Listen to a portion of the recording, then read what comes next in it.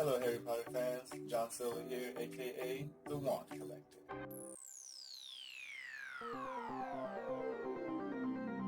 Alright guys, in today's video we're going to be discussing a few character wands, and if you haven't seen my shelf tour, I did mention that my channel is going to be mainly focused on wand lore and all the aspects of the wands that go into choosing the witch or the wizard. And today we have a few characters here that we are going to be going through, and I hope you guys enjoy the video. And if you haven't seen my shelf tour, I'll go ahead and put the link down below so you guys can go ahead and watch that too.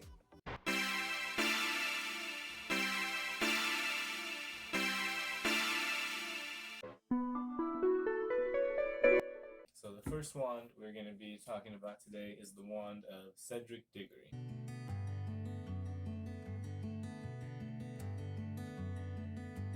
Now his, as I said in my first video, has the runic carvings up top here, and down low it has the circular carvings.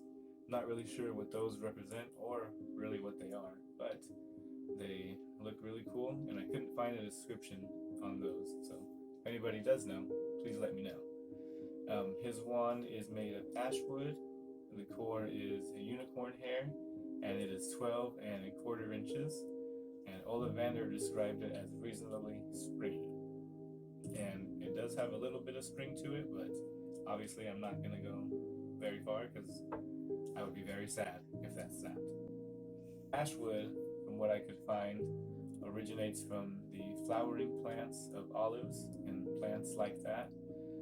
Not too familiar with herbology or anything of that nature, but it sounds really interesting. And also, Ashwood was used in early models of broomstick handles, so that's very cool. And I think you can find that info in Quidditch Through the Ages. I believe that's where I learned that from. And another thing about Ashwood wands, they are known to bond with one true master, and they are not to be passed on because of that fact, so they won't work well for anyone else that they pass on to. And a fun fact for you guys about that is Ron's first wand was Ashwood, which was his brother Charlie's wand, and that's why Ron didn't really accomplish too many good spells in the first movie or book. Good to know. The core of Cedric's wand was unicorn hair, and unicorn hair usually made for the most consistent magic and was the hardest core to turn to the dark arts.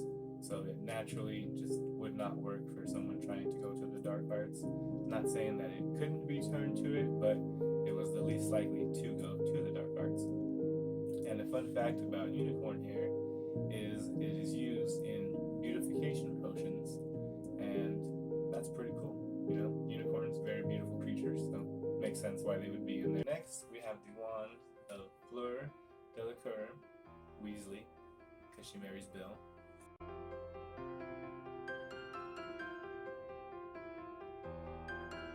Her wand is very, very nicely made, very pleasant to look at.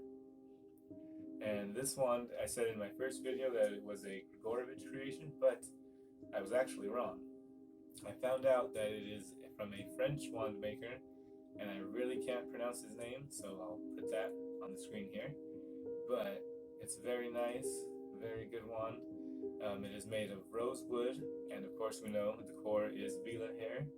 And the hair actually came from her grandmother, and Vila legend says that when a Vila's hair is plucked or pulled out, that a Vila either dies or is forced to transform into her non-human shape. So, I wonder what happened to Fleur's grandmother. The wand, since it's made of rosewood, it is supposedly very sweet smelling and very pleasant to look at. It is also an uncommon wand wood because, according to Ollivander, they can produce very temperamental wands, especially with the core of the Vila hair. We probably know why. Next, we have the wand of Draco Malfoy.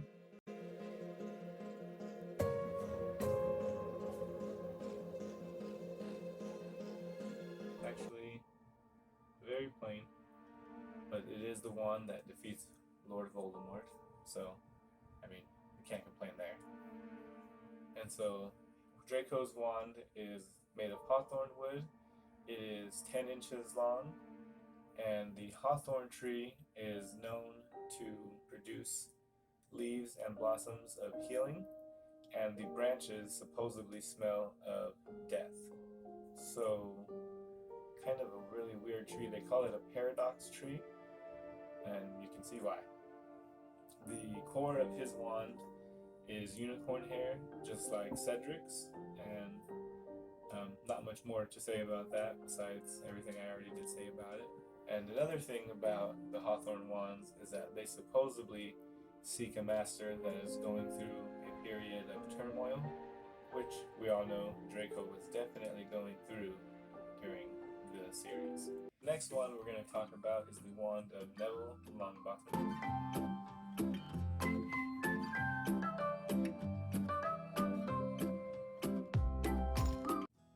And from what I found online, this is actually Neville's second wand, right here. The first wand that he had was actually passed down from his father after we all know what happened to them. And that wand was destroyed at the Ministry of Magic when he went to go help save Sirius and was kicked in the face by a Death Eater. And I cannot remember the name of the Death Eater, but I'm sure you guys all know who it was if you've read the books. Neville's wand is cherry wood and 13 inches long, and the core is unicorn hair. It's a very awesome design here. I love the swirls on the handle. Really nice wand. Unicorn hair we've already gone over, his and in Cedric's wand. So the only other stuff to know about cherry wood is that it's a very uncommon wand wood. It's not usually used for wands, but it can produce a truly lethal wand with paired with the right core and the right master. Other than that, the only other thing I could find about cherry wands is they are a prized possession of the Japan Wizarding School, and I cannot say that name either, so I'm going to put that on the screen because I don't want to ruin the name, but that is all.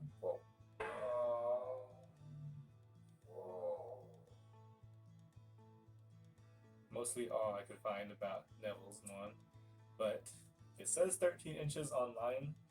I don't know. I don't think it's 13 inches because Cedric's is 12 and a half, and it's definitely not as long as Cedric's, so I'm not sure where they're getting that description from, but there it is. The next wand here is the wand of Hermione Granger.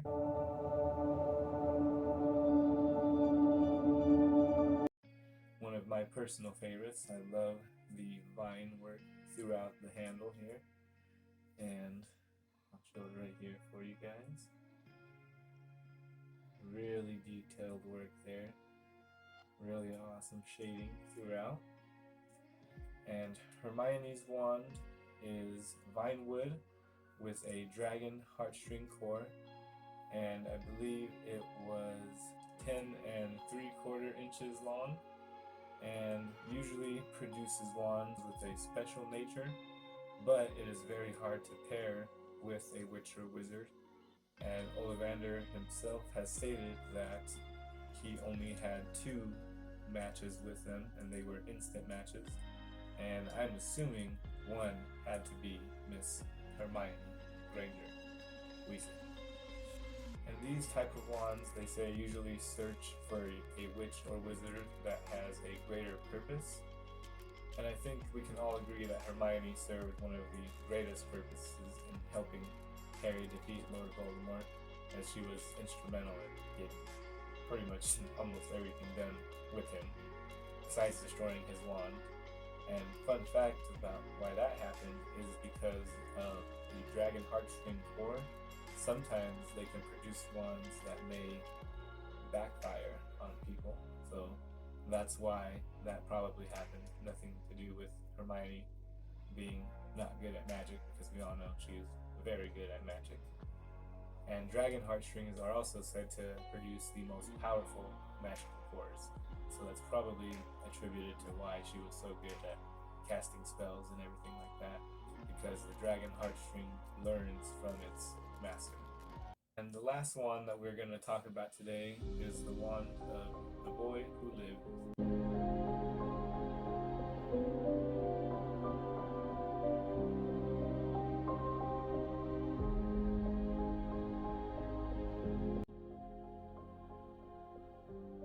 Now that handle there has so much carving detail. It is very nice. One of my favorite wands in the collection as well. It is made of holly wood with a phoenix feather core and is to be considered a protective wood. So that's probably why Harry was always trying to protect everyone around him that he loved and cared about. And it is stated that these wands usually seek a master who was on a dangerous or spiritual journey, which I think we can all agree that's basically the only thing Harry was doing the whole time, was on a dangerous or spiritual journey. Very on the core. I found online that the hardest core to match with the wand was actually the phoenix feather. So it usually takes a wizard that is very talented to master that wand. But once that connection is mastered, it is unbreakable, and it creates a very, very powerful bond between master and wand. And it can also sometimes make the wand act on its own, which we all saw that the wand did to protect Harry in the Deathly Hallows. Again though, just one of the nicest wands from the boy who lived. Expelliarmus! So that's all for today's video. I hope you guys really enjoyed it. I really enjoy going through the lore of wands and wand makers and just finding out why certain wands would attribute to this witch or to that wizard, and I really hope you guys liked it too. If you guys learned something that you didn't know, please let me know in the comments down below. If there's anything that you guys can teach me or let me know of something that I didn't know, please feel free to leave a comment and let me know down below as well, because I love to learn, and I hope you guys will just keep coming with me on this journey as we learn together and dive in deeper to some more wands and things like that. And that is what I want to focus mostly on my channel, is digging deep into the wands and stuff like that. But I am going to be doing some other things on here. Coming up soon, I want to get some of those subscription boxes and hopefully have you guys be here with me to unbox some of those and just see what we can get with all of that. Those videos are so awesome. I enjoy them immensely, and I hope you guys will enjoy me unboxing as well. And I do want to point out something new in my collection here. I don't know if you guys can see, but these new little potions bottles. They are really nice. They were only $1 at Target, so if anybody kind of goes to Target, they can definitely find some there. They were in the little Halloween section. But that's all for today, guys. So until next time, Expelliarmus!